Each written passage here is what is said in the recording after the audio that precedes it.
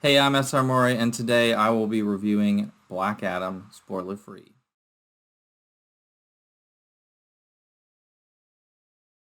So, right off, I'll start off with the negative, uh, because that's always good.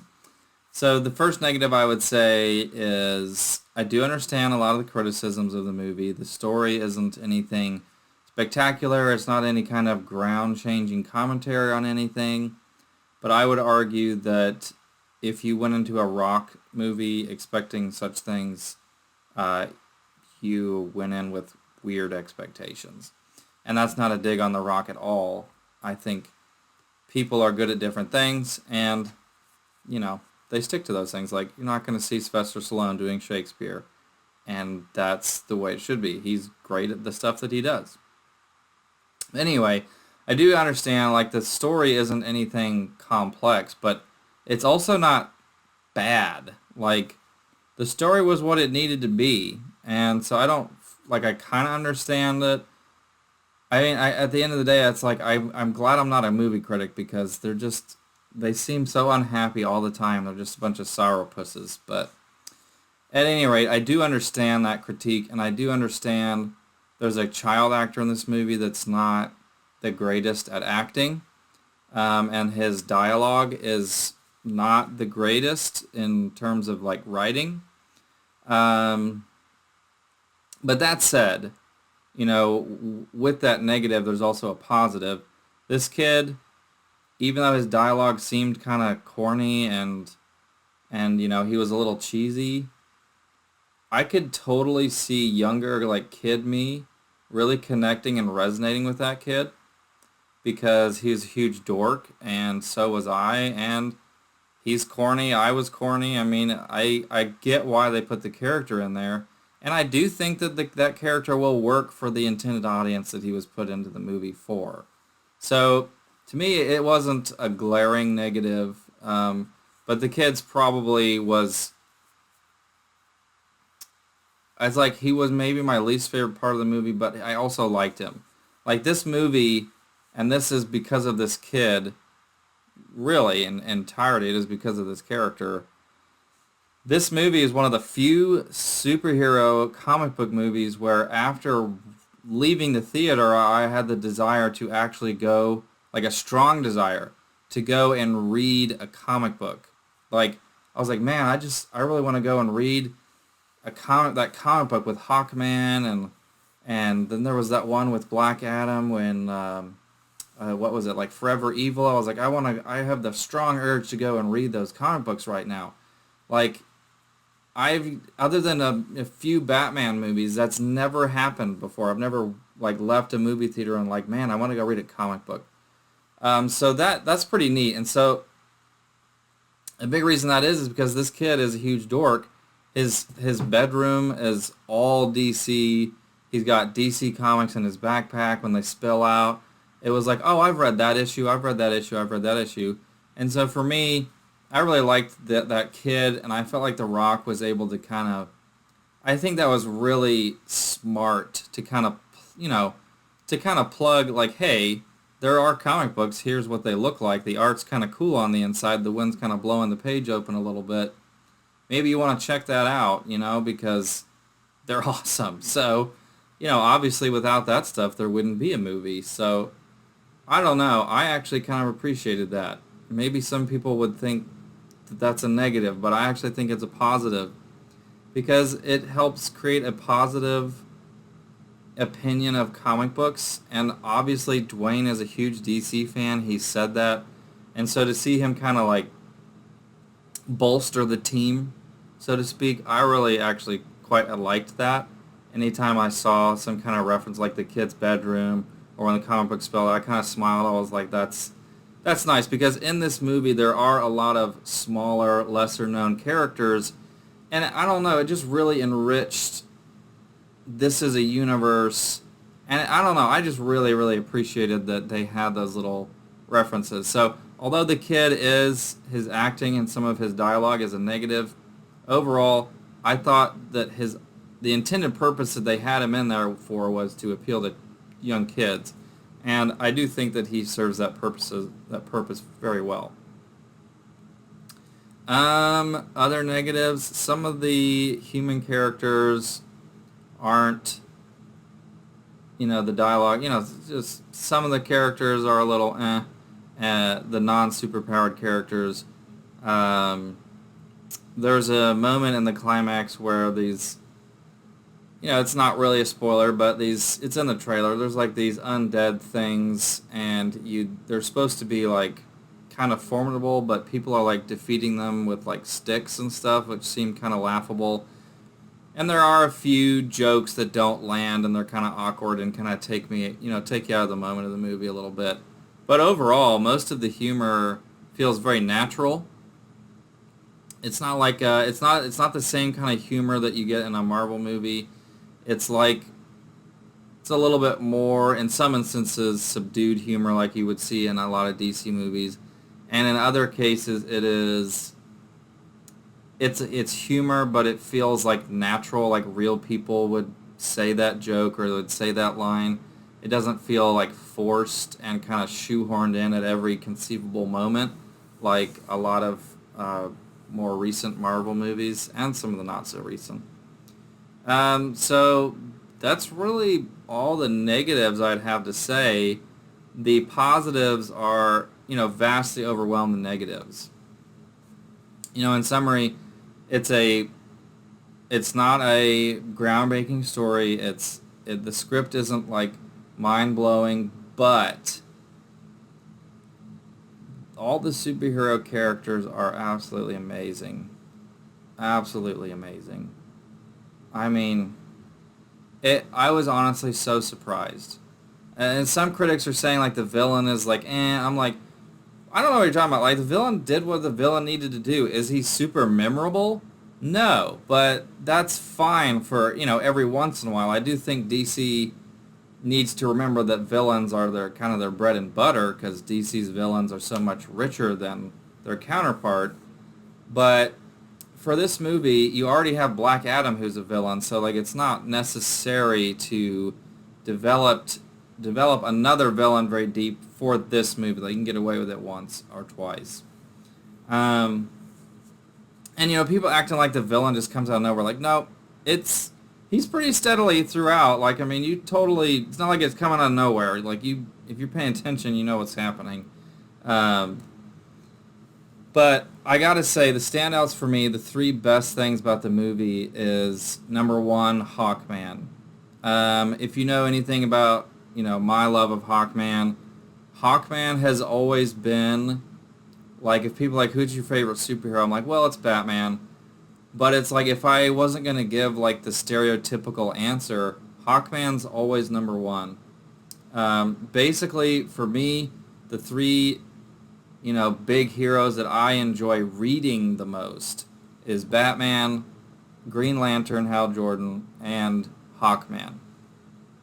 And Hawkman in particular I really love because I feel a kind of a connectedness to him. He is kind of notorious in the comic book world for having a rather similar worldview as me in the political spectrum. He is a historian and archaeologist, and I'm a history teacher. And he is a hothead, and I love hotheads, like characters that are hotheads. I just love them, and he's just so aggressive and violent and fearless, and also this historian, and I thought that the movie, for the first time ever, outside of a book, they got Hawkman's character right. Even in the animated shows, Hawkman, and in the CW shows, he's reduced to basically be Hawkgirl's toxic male wannabe lover, and that's not him at all in the comic books.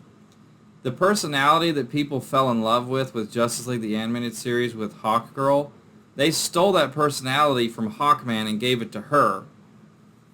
I'm assuming they were like, we need another female.